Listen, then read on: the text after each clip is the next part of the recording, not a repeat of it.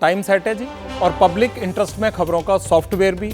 बस इनसे आपको अपडेट करने की बारी है। नमस्कार, मैं हूं जगविंदर पटियाल। जिन राजनेताओं को हम चुनते हैं, क्या वो सिस्टम का इस्तेमाल अपने निहित स्वार्थों के लिए करते हैं? पंजाब में कांग्रेस नेता सुखपाल सिंह खेरा की गिरफ्तारी से जो सवाल उठा, वो दूसरे राज्यों तक भी जाएगा। आज पॉलिटिकल केसेस में इतना समय खराब होता है, इतना पैसा लगता है, संसाधन ऊपर से जाते हैं, फिर भी सजा क्यों नहीं मिलती है? आज फैक्ट फाइंडिंग में सियासत का बदलापुर। विदेश में पढ़ाई का अगला एकेडमिक सीजन आने वाला है। भारत के कई बच्चे कनाडा जाने की तैयारी कर रहे हैं, मगर वहां नौकरी की गारंटी कितनी है? लाखों खर्च करके कितने डॉलर कमाते हैं? घर भेज पाते भी हैं या नहीं? आज इसकी पूरी बात करनी है। दिल्ली में सर्दी आने लगी है, एहसास हो गया है, और जल्दी आपको भी ये पता चल जाएगा। मगर इसके साथ ही टर्म्स और कंडीशंस नए लागू होने वाले हैं। दिल्ली एनसीआर में डीजल जेनसेट की पाबंदी लगेगी या नई डेडलाइन मिलेगी? आज ये जानना है हमें। अच्छा, आपके पास कोई 2000 का नोट तो नहीं है, जेब में पड़ा हो या अलमारी में पड़ा हो? क्योंकि बदलने की आखिरी तारीख आ गई है, 2 दिन बचे हैं। 30 सितंबर के बाद नोट बदले नहीं जा सकते, उस पर ब्रेक लग सकती है। भूलने नहीं देंगे। मैं आज आपके बटुए की बात करेंगे।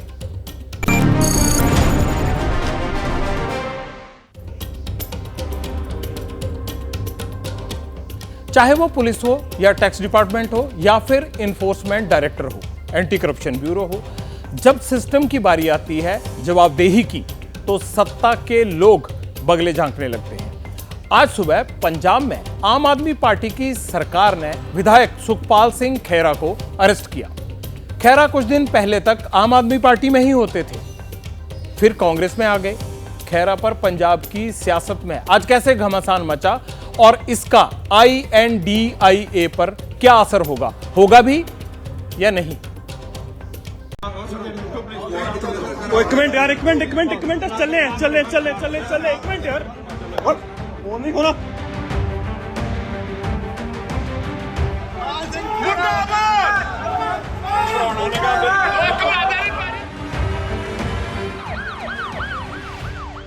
आज सुबह 6 बजे चंडीगढ़ में पंजाब पुलिस ने जिस घर की घंटी बजाई, वह कांग्रेस के विधायक सुखपाल सिंह खेरा का है।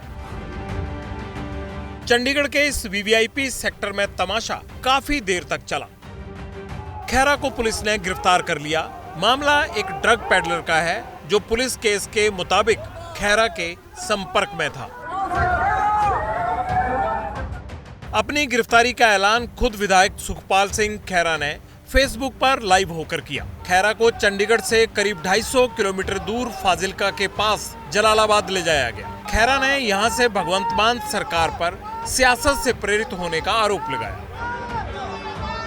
ऐसा है, ये प्योर बदलाखोरी है। पंजाब में भगवंत मान हमारी ऑपोजिशन को जर नहीं पा रहे। एक तरफ केजरीवाल और भगवंत मान इंडिया अलायंस के अंदर घुसने के लिए हमारी दिल्ली की लीडरशिप के ऊपर बहुत दबाव डालते हैं, और यहाँ पंजाब में कांग्रेस को मार्जिनलाइज करने के लिए, आवाज़ बंद करने के लिए ऐसी गंदी हरकत की है आज। ये भी दिलचस्प है कि खेरा कुछ समय पहले तक न सिर्फ आम आदमी पार्टी में थे, बल्कि विधानसभा में लीडर ऑफ ऑपोजिशन भी थे। आज उसी पार्टी की सरकार है और खेरा सलाखों के पीछे। खेरा खुद की गिरफ्तारी की वजह सियासी बदला बता रहे थे, और सरकारी सूत्र उन्हें ड्रग्स का पुराना सौदागर। ऑलरेडी केस चल रहा है जो कांग्रेस गवर्नमेंट में ही हुआ था और काली को बीजेपी गवर्नमेंट में हुआ था, और पहले वो अरेस्ट हो चुके हैं और जो जमानत के ऊपर है। जो SIT उसकी रिपोर्ट आई है, उसके मुताबिक कार्रवाई हो रही है। चाहे जितना बड़ा अफसर हो, कितना बड़ा कोई पॉलिटिशियन हो, जो भी ड्रग्स के मामले में जो केस होगा उसके खिलाफ सख्त से सख्त कार्रवाई होगी। सुखपाल सिंह खेरा क्योंकि उसके बाद कांग्रेस ज्वाइन कर लेते हैं, जब इन पे आरोप लगे थे, इन पे दोष लगे थे, तो कहीं ना कहीं ये मामले को ठंडे बस्ते में डाल दिया गया था। वेंडेटा ही करना होता तो 1.5 साल से हमारी सरकार है, हम पहले नहीं अरेस्ट कर सकते थे। आम आदमी पार्टी ने कभी भी ये नहीं कहा ड्रग कारोबार को लेकर कोई कंप्रोमाइज करेंगे, चाहे वो अपना हो, बेगाना हो, बड़ा हो, छोटा हो, पुलिस ऑफिशियल हो, पॉलिटिकल हो। बदले की सियासत की बात हुई है तो दूर तलक जाएगी। मान साहब से पूछा गया, 8 साल पुराने केस में अब एक्शन क्यों? सियासी पिच बदले की तैयार हुई तो बैटिंग के लिए क्रीज पर कांग्रेस भी उतरी और बीजेपी भी। एफआईआर दर्ज हुई थी, 10 लोगों के ऊपर दर्ज हुई, किसी ने खैरा साहब का नाम नहीं लिया, किसी ने खैरा साहब को गुनहगार नहीं ठहराया और सुप्रीम कोर्ट ने स्टे कर दी। तब क्यों नहीं एफआईआर में नाम आया किसी का? 8 साल बाद अचनचेत कैसे याद आ गया? खरगे साहब का भी फोन आया, मैंने उनको बताया, उनसे मेरी बात हुई, उन्होंने कहा कि हम पूरे जोर से उनकी लड़ाई लड़ो, हम खैरा साहब के साथ हैं। उसकी कार्रवाई जो है वो खुद ब खुद संदेह के घेरे में आ जाती है। सुखपाल खैरा को चंडीगढ़ से गिरफ्तार किया गया, लेकिन चंडीगढ़ पुलिस को कॉन्फिडेंस में नहीं लिया। इस तरह के अनेक मामले हैं जिससे ये सरकार की कार्रवाई जो है वो संदेह के दायरे में आती है। 2015 में सुखपाल खैरा पर एनडीपीएस एक्ट के तहत केस दर्ज हुआ, जो अब भी अदालत में विचाराधीन है। ईडी भी मनी लॉन्ड्रिंग केस में खैरा को गिरफ्तार कर चुकी है। उधर बदले की राजनीति पर सियासत की त्योरियां जितनी चढ़ी हैं, उतने ही गुस्से में खैरा का परिवार भी है, वो भी मान सरकार से। सरासर सियासी बदलाखोरी है। मेरे फादर ने पंजाब, पंजाबियत और पंजाबियों के लिए आवाज़ बुलंद की। अगर इनको लगता है कि एक पर्चा करके हमें डरा सकते हैं तो उनका ये वहम है। ये लड़ाई और सच की लड़ाई जारी रहेगी। सुखपाल सिंह खैरा पंजाब की सियासत में बड़ा चेहरा है। एसजीपीसी की 2 बार अध्यक्ष रही बीबी जागीर कौर को हराकर भुलत सीट से विधायक बने थे। इस गिरफ्तारी से पंजाब में ड्रग्स के धंधे को चोट पहुंचे या ना पहुंचे, पर इससे सियासी नतीजे तो होंगे ही। एक तरफ दिल्ली में कांग्रेस और आम आदमी पार्टी विपक्ष के इंडिया कोलिजन की कवायद कर रहे हैं, वहीं भगवंत मान सरकार ने कांग्रेस के करीब 15 बड़े नेताओं के खिलाफ आपराधिक मामले दर्ज कर रखे हैं। बदले की राजनीति के लिए पंजाब बदनाम रहा है। 21 साल में अकालियों और कांग्रेस के बीच बदले की राजनीति होती रही, मैंने खुद देखी है। पंजाब में ही इतने 25 साल से रिपोर्टिंग कर रहा हूं। अब जब खैरा गिरफ्तार हुए हैं तो अकालियों को बैठे बिठाए एक मौका मिल गया अपना गुबार निकालने का, मंच सजाया और खैरा का खूब मखौल उड़ाया। पानी भी नहीं पीन अज कांग्रेस ही बड़ी चीका मार दी कि जदों मयूर फड़िया सी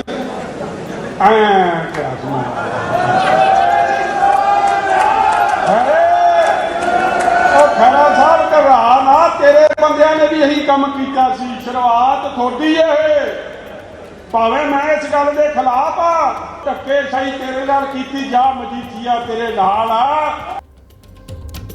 पंजाब में बदलापुर की कहानी यहीं से शुरू होती है। पब्लिक इंटरेस्ट में पुलिस और पॉलिटिक्स का गठबंधन कितना पुराना है। बात जब पुलिस अफसर पर आती है तो सिस्टम क्यों सो जाता है, सुनिए। पंजाब पुलिस का एक एआईजी यानी assistant inspector general of police 5 महीने से फरार है। राजजीत सिंह नाम है उसका। उस पर बेहद संगीन इल्जाम है। तरनतारन जिले में एसएसपी रहते हुए राजजीत सिंह ने अपने दागी इंस्पेक्टर के जरिए नशा तस्करों से मोटी कमाई की, ड्रग्स रिकवरी के केस खराब किए, तस्करों को फायदा पहुंचाया। ये सब इल्जाम है। हाई कोर्ट की एसआईटी ने जब एआईजी का ये पुलंदा बनाया तो 4 साल बाद आखिरकार एक वारंट जारी हुआ और तलाश शुरू हुई उस अफसर की जो वांटेड था, राजजीत सिंह। लुकआउट सर्कुलर भी जारी हुआ। हाई कोर्ट में अग्रिम जमानत नहीं मिली और पंजाब पुलिस को अपने ही अफसर राजजीत भी नहीं मिले। राजजीत अब भी फरार है। अब इसे खैरा के केस से कंपेयर कीजिए। 2015 के मामले में सुखपाल खैरा को उनको गिरफ्तार कर लिया गया। केस ये नशा तस्करों से ही जुड़ा हुआ था। पुलिस के पास सबूत हैं तो गिरफ्तारी होनी चाहिए, कोई भी हो, चाहे खैरा हो या फिर एआईजी राजजीत सिंह हो। बहरहाल बातें होती रहेंगी, लेकिन खैरा की गिरफ्तारी का असर INDIB अलायंस पर कितना दिखेगा, दिखने लगा है या नहीं। पंजाब कांग्रेस अब आम आदमी पार्टी के साथ बैठने को भी तैयार नहीं है, पर क्या राहुल बैठेंगे या नहीं? बाजवा साहब, आज आपके पार्टी कुलीग और एमएलए सुखपाल खैरा को अरेस्ट किया गया है सुबह उनके घर से, क्या रिएक्शन है आपका और किस तरह देखते हैं? पॉलिटिकल वेंडेटा बोल रहे हैं। देखिए, सबसे पहले तो मैं इस बात को कंडेम करता हूँ। एक तो ये बेसूल लोग हैं, नंबर 2 ये हिंदुस्तान की डेमोक्रेसी में फेथ ही नहीं रखते, नंबर 3 एंटी पंजाब हैं, they are being ruled basically run from Delhi. इनके साथ हम एक मेज पर कैसे बैठ पाएंगे? अलायंस अभी हुआ नहीं ना होने के कोई मुझे तो चांस ही नजर आ रहे हैं। हमारा काडर नहीं मान रहा, स्टेट यूनिट नहीं मान रहा, स्टेट का कोई लीडर नहीं मान रहा। अब सवाल मन में एक ही है, क्या 21 साल से पंजाब बदलापुर बना हुआ है? संपत्ति, भ्रष्टाचार और ड्रग्स के नाम पर केसों में तो बड़े बड़े फंसे, बड़े बड़ों के खिलाफ केस दर्ज हुए, लेकिन सजा कितनों को मिली? पंजाब गवाह है इस बात का। यहां सरकारें बदलने पर भ्रष्टाचार और जायदाद बनाने के और ड्रग्स के ऐसे ऐसे संगीन मामले ढेरों दर्ज हुए, लेकिन उनमें ना तो कोई बड़ा नेता आज तक दोषी पाया गया और ना ही किसी को बड़ी सजा मिली। पंजाब में राजनीतिक बदलाखोरी में पुलिस केसों की शुरुआत 2002 में हुई। कैप्टन अमरिंदर सिंह ने बादल सरकार के भ्रष्टाचार को मुद्दा बनाकर कांग्रेस को सूबे की सत्ता दिलाई। सीएम बनते ही प्रकाश सिंह बादल, उनकी पत्नी सुरेंद्र कौर, बेटे सुखबीर सिंह बादल और उन सब सीनियर अकाली नेताओं के खिलाफ ताबड़तोड़ केस दर्ज किए गए जो बादल राज में मंत्री थे। बादल और उनके परिवार को गिरफ्तार भी किया गया। कैप्टन को लगा कि उनका ये सियासी अंदाज कांग्रेस को फिर पंजाब की सत्ता में रिपीट कराएगा, लेकिन ऐसा हुआ नहीं। 2007 का चुनाव कांग्रेस हार गई, बादल फिर पंजाब के सीएम बने और विजिलेंस ब्यूरो ने कैप्टन और उनके परिवार के साथ वही किया जो बादल और उनके परिवार के साथ हुआ था। कैप्टन और उनके बेटे के खिलाफ भ्रष्टाचार के मामले दर्ज हुए। कई मंत्रियों और नेताओं का नंबर भी लगा। 2012 तक यही सब चलता रहा। कांग्रेस को बड़ी उम्मीद थी सत्ता परिवर्तन की, लेकिन 2012 में भी अकाली दल और बीजेपी गठबंधन रिपीट हो गया। अगले 5 साल सियासी पैचअप में निकले। कैप्टन के बनाए भ्रष्टाचार के मामलों में बादल अदालत से बरी हो गए और कैप्टन के खिलाफ चल रहे केस जांच एजेंसी यानी पंजाब विजिलेंस ब्यूरो ने खुद ही बंद करवाने शुरू कर दिए। सरकार ने भी कोई ऐतराज नहीं जताया। 2017 में कैप्टन साहब का फिर दांव लगा। वो दूसरी बार पंजाब के सीएम बने और इस बार अपने सियासी विरोधियों के खिलाफ ऐसा कुछ नहीं किया जैसा 2002 में किया था। सिर्फ बादल राज में केस दर्ज करने वाले पूर्व डीजीपी के खिलाफ केस किए। बादल इस पर खामोश रहे। 2022 आते आते कांग्रेस हाईकमांड सियासी सेटिंग से परेशान हुई और कैप्टन अमरिंदर सिंह को चुनाव आने से 3 महीने पहले सीएम की कुर्सी से विदा कर दिया। चरणजीत सिंह चन्नी को कमान सौंपी गई। चन्नी ने अकाली नेता विक्रम मजीठिया पर ड्रग्स मामले में केस दर्ज किया। सत्ता वापसी के लिए इसे एक बड़ा स्टेप सोचा जा रहा था, पर 22 के चुनाव में आम आदमी पार्टी ने पंजाब में सारी पार्टियों को चित कर दिया। 117 में से 92 सीटें जीतकर आम आदमी पार्टी ने सरकार बनाई। जितनी बड़ी जीत थी उसी रफ्तार से सीएम भगवंत मान ने विरोधी नेताओं के खिलाफ भ्रष्टाचार और जायदाद बनाने के केस दर्ज करने चालू कर दिए। अब तक पूर्व डिप्टी सीएम ओपी सोनी समेत कांग्रेस के 9 बड़े मंत्री और नेता मुकदमों में फंसे हैं। इनमें साधु सिंह धर्मसोत, भारत भूषण आशु, संगत सिंह गिलजियां, सुंदर श्याम अरोड़ा, गुरप्रीत कांगड़, कुशलदीप सिंह ढिल्लों, जोगिंदर पाल भुआ, सत्कार कौर के नाम शामिल हैं। 4 पूर्व मंत्रियों समेत 6 कांग्रेस नेताओं पर विजिलेंस की जांच अभी भी चल रही है। इनमें पूर्व सीएम चरणजीत सिंह चन्नी, पार्टी प्रदेशाध्यक्ष अमरिंदर सिंह राजा वड़िंग और सीनियर कांग्रेसी नेता और पूर्व मंत्री ब्रह्म मोहिंद्रा शामिल हैं। कांग्रेस छोड़कर मनप्रीत सिंह बादल बीजेपी में चले गए थे। फिर भी 2 दिन पहले पंजाब विजिलेंस महकमे ने उनका भी गिरफ्तारी वारंट ले लिया। मनप्रीत अभी अंडरग्राउंड है, पुलिस उन्हें ढूंढ रही है। भगवंत मान की सरकार ने लाइन लगा रखी है पूरे बड़े बड़े कांग्रेसी नेताओं की। केस दर्ज करना किसी भी सरकार के लिए आसान होता है, लेकिन उसकी पुलिस या जांच एजेंसी उस केस को कचहरी में कितनी मजबूती से, कितने सबूतों के साथ पेश करती है, ये सबसे बड़ी चुनौती होती है। और नेशनल क्राइम रिकॉर्ड ब्यूरो के कन्विक्शन रेट को अगर आप देखेंगे तो समझ आ जाएगा कि आधे से ज्यादा भ्रष्टाचार के केस फेल क्यों होते हैं। 2019 में करप्शन के 44% मामलों में दोष साबित हुए, यानी आधे से भी कम केसेस में दोष साबित हुए।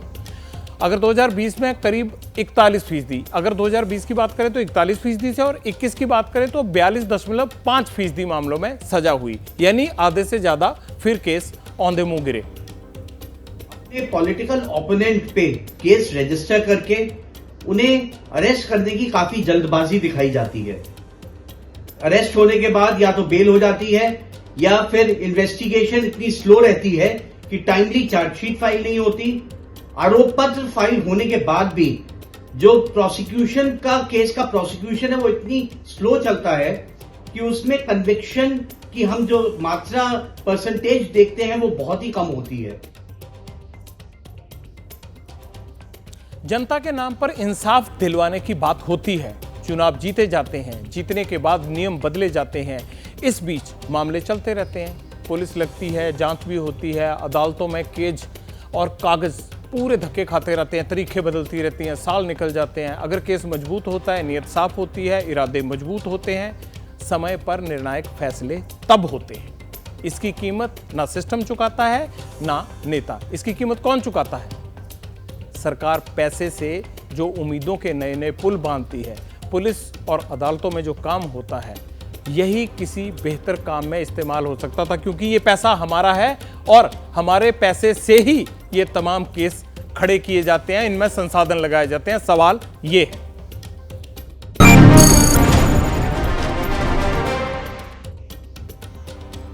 देश की सियासत से निकलकर रुख करते हैं कनाडा का।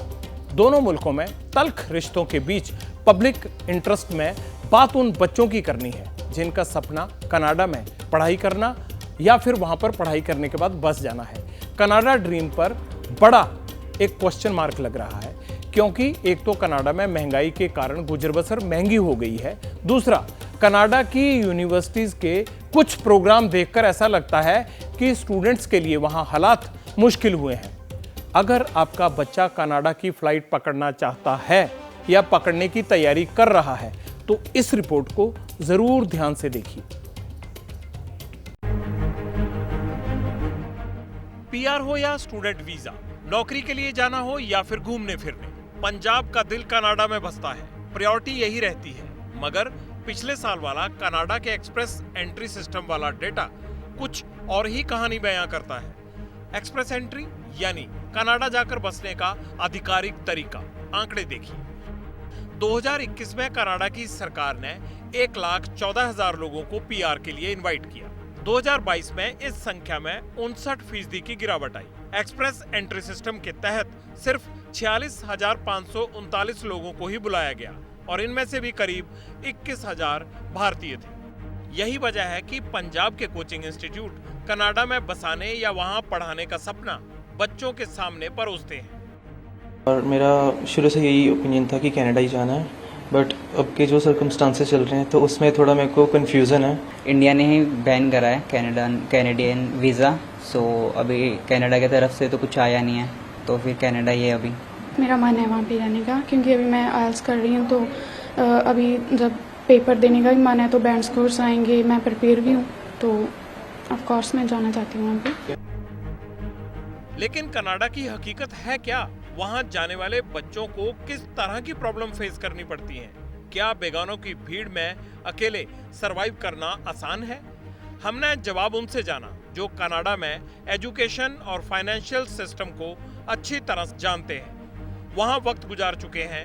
पंजाब भवन कनाडा के फाउंडर सुखी बाट।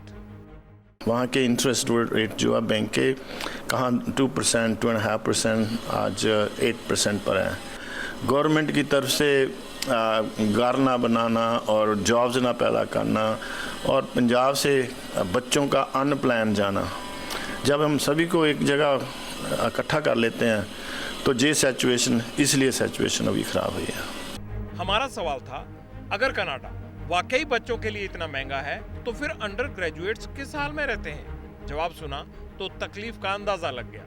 अकोमोडेशन इतनी एक्सपेंसिव हो गई है, वहाँ 1500-1600 कैनेडियन डॉलर एक बेडरूम का देना पड़ता है, क्यों जॉब मिल नहीं रही है और लिविंग ऑफ स्टैंडर्ड जो कॉस्ट फैक्टर्स हैं, महंगाई है, वो बड़ी ऊपर है।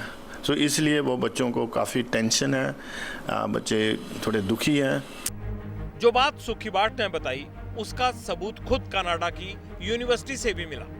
टोरंटो यूनिवर्सिटी ने आश्वासन दिया है कि वो इंटरनेशनल स्टूडेंट्स को, खासकर भारतीयों को, स्ट्रेस, मेंटल हेल्थ और इमिग्रेशन जैसे मामलों में मदद करेगी। यूनिवर्सिटी ने इसके लिए academic support services, visa support और मेंटल हेल्थ पोर्टल की शुरुआत की। टोरंटो विश्वविद्यालय में 2400 भारतीय स्टूडेंट पढ़ाई करते हैं, लेकिन पूरे कनाडा में इस वक्त करीब 2.25 लाख स्टूडेंट्स मौजूद हैं। कोई 3 साल, कोई 5 साल वाला कोर्स करता है। सवाल यह है कि 5 साल में बच्चों की पढ़ाई पर कितना खर्च होता है और पढ़ाई के बाद वहां नौकरी मिलने का चांस कितना है। कनाडा में बच्चों को पीआर होने के लिए मिनिमम 5 साल चाहिए। पूरा कैलकुलेट करें 60, 65, 70 से भी ऊपर लाख रुपया का टोटल खर्च गिनता हूँ, जैसे मैं गिनता हूँ। सो उसमें से चलो मान ले वो काम भी कर लेंगे, थोड़ा बड़ा 10-20 लाख रुपया वहाँ बना लेंगे। बच्चों के माँ बाप के पास आने वाले 5 सालों के लिए 50 लाख रुपया अवेलेबल नहीं है, तो उनको मेरी बड़ी निम्रता से बेनती है कि वो अपने बच्चों को अभी रोक लें। भारत कनाडा विवाद न होता तो शायद इन मुद्दों पर बात भी नहीं होती। ये सही है कि कनाडा की इकोनॉमी खस्ता हाल है, वहाँ महंगाई बढ़ रही है, मकान महंगे हो रहे हैं, लेकिन तथ्य ये भी है कि बच्चों की पहली पसंद अब भी कनाडा ही है। अब अगर विवाद जारी रहता है, वीजा प्रॉब्लम बनी रहती है, तो फिर अमेरिका, ऑस्ट्रेलिया की एजुकेशन इंडस्ट्री को इसका फायदा मिलेगा। सवाल सिर्फ बच्चों के भविष्य का नहीं है, कारोबार का भी है। आप में से शायद बहुत से लोग नहीं जानते होंगे कि कनाडा से हम मसूर की दाल मंगाते हैं। दोनों देशों के बीच वैसी दाल नहीं गल रही है, लेकिन विवाद और बढ़ा तो इसका असर हो सकता है आपकी रसोई पर भी आ जाए। अभी तक कारोबारी इस पूरे विवाद पर चुप थे, लेकिन अमेरिका हो या कनाडा अब खुलकर बोलने लगे हैं। The people those who are talking about Khalistan, they have never been to Punjab. I don't know what are they thinking about it. They're very less, whether they are in Canada mostly or a little bit in America, but there's nobody there to support them. We all six, everybody, I'll say 99, more than 99%, we love India. India is our country, not the Khalistan. Nobody's interested in Khalistan. संत सिंह चटवाल भारतीय मूल के अमेरिकी कारोबारी हैं, एक बड़ी hospitality company के मालिक हैं। भारत सरकार उन्हें पद्म विभूषण से सम्मानित कर चुकी है, मगर जो बात चटवाल साहब कह रहे थे वो ज्यादातर लोगों की भी आवाज है। खालिस्तान की हवा निकल चुकी है और इसको खामखा देने वालों पर एक्शन भी हो रहा है।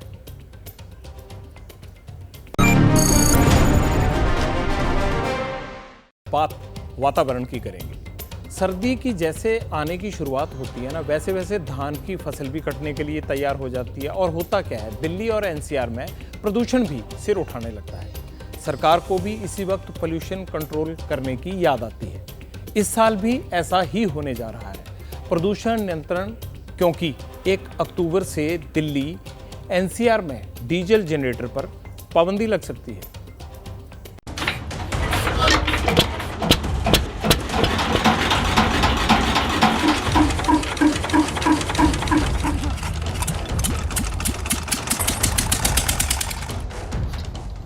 चाहे शोर मचाने वाला हो या फिर शांति से प्रदूषण फैलाने वाला, अब 1 अक्टूबर से दिल्ली एनसीआर में कोई भी डीजल जनरेटर नहीं चलेगा।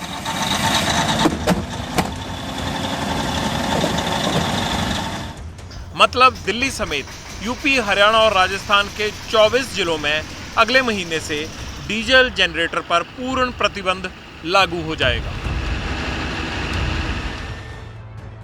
दिल्ली एनसीआर में वायु प्रदूषण की 1-2 नहीं बल्कि कई वजह हैं। गाड़ियों और जेनसेट के धुएं से 29% प्रदूषण होता है। इस 29% में 14% हिस्सा जेनसेट से धुएं का होता है। इसके अलावा कोयला जलाने से 26.1%, पराली जलाने से 19.6%, धूल मिट्टी उड़ने से 16.8%, खुले में कूड़ा जलाने से 7.5% और फैक्ट्री कारखानों से 1% वायु प्रदूषण होता है।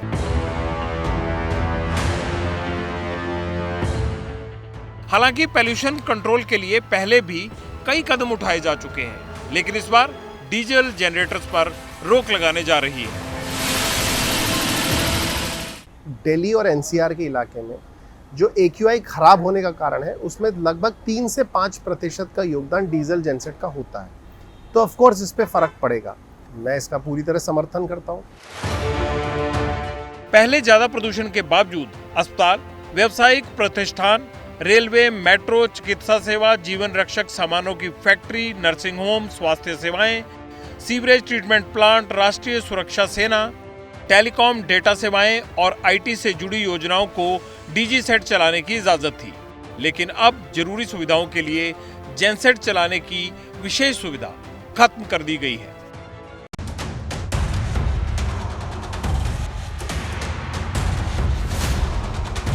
तीनों क्षेत्रों में डीजल जेनसेट का इस्तेमाल पावर बैकअप के लिए सबसे ज्यादा होता है।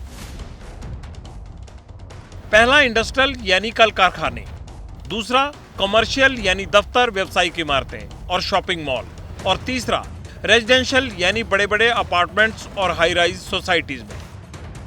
आप मेरे पीछे देखेंगे तस्वीरों में ये डीजल जेनसेट है।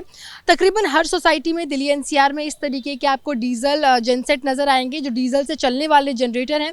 पिछले साल भी अक्टूबर में इस तरीके के ग्राफ लागू किया गया था और उसके बाद इंडस्ट्रियल एरिया को बंद किया गया था। लेकिन इस बार बढ़ते प्रदूषण को देखते हुए सोसाइटीज़ और हॉस्पिटल से भी डीजल जेनसेट को बंद करने के लिए यानी कि प्रतिबंधित करने के लिए ऑर्डर दिया गया है। ऐसे में केवल 2 दिन बचे हैं और ना ही सोसाइटीज़ और ना ही अस्पताल इसको लेकर तैयार है।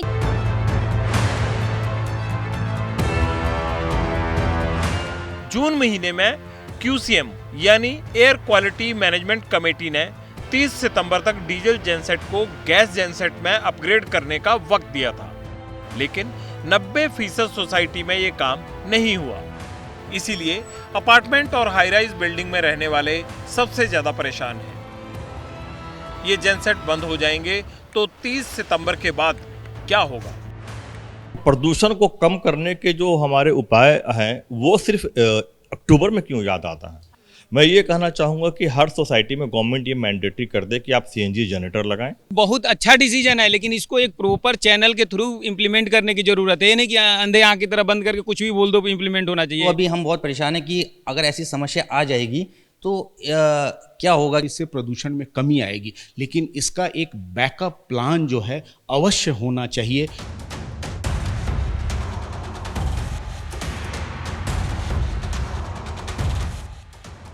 दिल्ली एनसीआर में साल के आखिरी और शुरुआती महीनों में हवा का स्तर हर बार बेहद खराब हो जाता है। हर बार जरूरी कदम और सख्त फैसले लेने की बात होती है।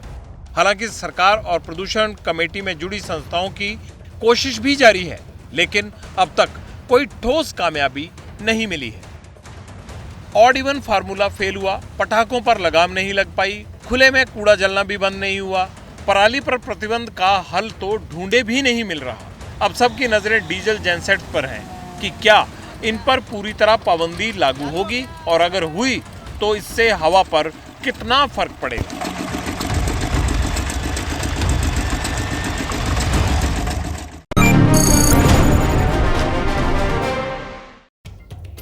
बड़ी बात क्या है? क्या दिल्ली एनसीआर इस बदलाव के लिए तैयार है? क्या जेनसेट बंद हो जाएंगे? क्या प्रदूषण को रोकने के लिए कोई वैकल्पिक व्यवस्था है?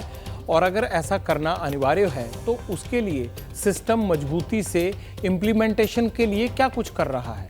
अगर जिस तरह के हालात अभी लग रहे हैं तो लगता है कि ये फिर कहीं एक शिगुफा बनकर ना रह जाए, क्योंकि जितने अपार्टमेंट हैं या जितनी दुकानें हैं, जितने मॉल हैं, हर जगह जो जेनसेट है, मुझे लगता नहीं कि एक का एक 2 दिन में उनको बंद कर पाना इतना आसान होगा।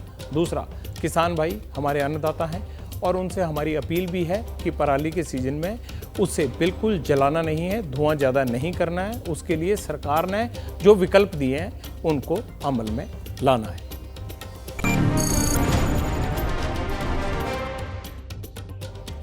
बात किसान की हो रही थी तो देखिए, जो भारत की विकास यात्रा की कहानी है ना, वो भी खेती और किसानी के बिना पूरी नहीं हो सकती। और देश में कृषि की बात MS स्वामीनाथन के बगैर अधूरी है। MS स्वामीनाथन का नाम सब जानते हैं, भले ये ना पता हो कौन है। और भारत को अगर कृषि के क्षेत्र में आत्मनिर्भर बनाने की दिशा में किसी ने सबसे बड़ा काम किया है तो वो किसने किया है? स्वामीनाथन साहब ने। MS स्वामीनाथन आज हमारे बीच नहीं रहे, उनका निधन हो गया है। जिन्होंने भारत में हरित क्रांति का बीज बोया था और उन्हीं के रास्ते पर चलकर भारत अनाज के उत्पादन वाले देशों की कतार में खड़ा हुआ था, वही स्वामीनाथन साहब। देश की धरती सोना उगले उगले हीरे मोती, मेरे देश की धरती। ये गीत आपने कभी न कभी जरूर सुना होगा, जिसमें भारत की कृषि संपदा को गीतकार गुलशन बाबरा ने गीत की शक्ल दी थी। लेकिन इस गीत को कृषि वैज्ञानिक MS स्वामीनाथन ने हकीकत में बदल दिया, जिन्हें देश में हरित क्रांति का जनक कहा जाता है। MS स्वामीनाथन का जन्म 7 अगस्त 1925 को तमिलनाडु के कुंभकोणम में हुआ था। पूरा नाम था मनकोम्बू संबाशिवन स्वामीनाथन। तमिलनाडु में ही स्वामीनाथन की शुरुआती पढ़ाई लिखाई हुई। तिरुवनंतपुरम और कोयम्बटूर एग्रीकल्चर कॉलेज में ग्रेजुएशन किया। 60 के दशक में देश भयानक अन्न संकट से जूझ रहा था। 1964 में लाल बहादुर शास्त्री ने देश की कमान संभाली। उस वक्त भारत को अनाज का आयात करना पड़ता था। तब प्रधानमंत्री को देश से एक दिन का भोजन छोड़ने की अपील करनी पड़ी थी। उस दौर में खेती के तौर तरीके भी पुराने थे, जिसके चलते अनाज उत्पादन भी बहुत कम था। इसी वक्त भारत में हरित क्रांति के बीज पड़े।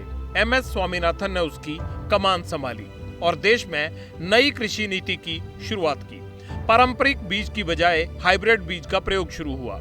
सिंचाई परियोजनाओं का विस्तार किया गया। किसानों को उर्वरक और खाद पर सब्सिडी देने की शुरुआत हुई। नतीजा ये हुआ कि 1968 में गेहूं का उत्पादन 170 लाख टन तक पहुंच गया। ये रिकॉर्ड पैदावार थी जो साल दर साल बढ़ती ही रही। भारत में जो भूखे लोग हैं उसमें से या भारत की जो पॉपुलेशन है उसमें से आधे लोग जो हैं वो भूख से मर जाएंगे, ये कहा जा रहा था उस समय। और इमेजिन करिए उस समय एक इनिशिएटिव लेना, एक डॉक्टर MS स्वामीनाथन द्वारा गेहूं की जो प्रजातियों को उसमें भारत में लाना, जो ड्वार्फ वैराइटीज़ थी, और उसमें जो एक हरित क्रांति की शुरुआत करना, जिससे कि हम भूख के चक्रव्यूह से बाहर निकल पाए। मुझे लगता है कि ये 20वीं शताब्दी की सबसे बड़ी अचीवमेंट अगर है तो वो भारत का ग्रीन रेवोल्यूशन है। MS स्वामीनाथन ने देश की कृषि को जो दिशा दी, उसके बाद भारत ने अनाज उत्पादन में कभी पीछे मुड़कर नहीं देखा। कृषि सुधार में योगदान के लिए स्वामीनाथन को 1967 में पद्मश्री, 1972 में पद्म भूषण, 1989 में पद्म विभूषण से नवाजा गया। 1971 में उन्हें मैग्सेसे अवार्ड से भी सम्मानित किया गया। I am an admirer of Swaminathan ji. He is really responsible for bringing many changes in the government policies. I feel really sad that he is no more. My condolences to his daughters, sister, and also the other family members. लेकिन स्वामीनाथन से भी ज्यादा उनकी एक report ने सुर्खियां बटोरी, जिसका नाम भी स्वामीनाथन रिपोर्ट है। देश की राजनीति में किसान का जिक्र होता रहा है और किसानों की जुबान पर स्वामीनाथन कमेटी की रिपोर्ट का नाम आज भी आता रहता है, जिन्हें शायद ये पता नहीं कि अब MS स्वामीनाथन इस दुनिया में नहीं है। जो फसलों का है, स्वामीनाथन रिपोर्ट के मुताबिक उस प्लस 50% मुनाफा जोड़ के उसका रेट तय करके उसको सरकारी गारंटी का कानून बनाया जाए। साल 2004 में UPA सरकार ने एक आयोग का गठन किया। मकसद था देश के किसानों के हालात को जानना। इसका नाम था national commission on farmers. MS Swaminathan को आयोग का अध्यक्ष बनाया। आयोग ने जो रिपोर्ट बनाई उसे स्वामीनाथन रिपोर्ट कहते हैं। इस रिपोर्ट में सरकार को कई सुझाव दिए गए थे, जिससे किसानों के हालात को सुधारा जा सके। सबसे बड़ा और चर्चित सुझाव MSP का था। 50% लाभ के साथ किसानों को MSP देने का सुझाव दिया गया। बगैर कॉम्पिटिटिव एडवांटेज को नुकसान किए अगर हम इस तरह का कोई अच्छा एक डॉक्यूमेंट बना सकें जो आने वाले 25 सालों में भारत को एक मार्गदर्शन दे सके, तो मुझे लगता है ये एक बहुत ही महत्वपूर्ण काम होगा। तो डॉक्टर स्वामीनाथन को हमारी श्रद्धांजलि, और जो प्रयास और जो काम उन्होंने भारत की खाद्य सुरक्षा के लिए किया है वो वास्तव में सराहनीय था। लेकिन रिपोर्ट की सिफारिशें आज तक लागू नहीं हो पाई। रिपोर्ट कई पार्टियों के घोषणा पत्रों का हिस्सा बन गई और कमेटी की सिफारिशें राजनीतिक बहस में खो गई। स्वामीनाथन साहब को हमारी भी श्रद्धांजलि। जैसे ही घड़ी का काटा दोपहर 2:30 पे आए, बबीता जी का दिल सास बहू साजिश के लिए मचल जाए। और ये है इनकी बहू, पूरे दिन ऑफिस की टेंशन हो जाए गॉन जब ये करें अपना फेवरेट शो फ्री टाइम पे ऑन। इनकी तरह आप भी देखें अपना फेवरेट शो अपने टाइम पर और डाउनलोड कीजिए एबीपी लाइव ऐप अपने स्मार्ट टीवी पर।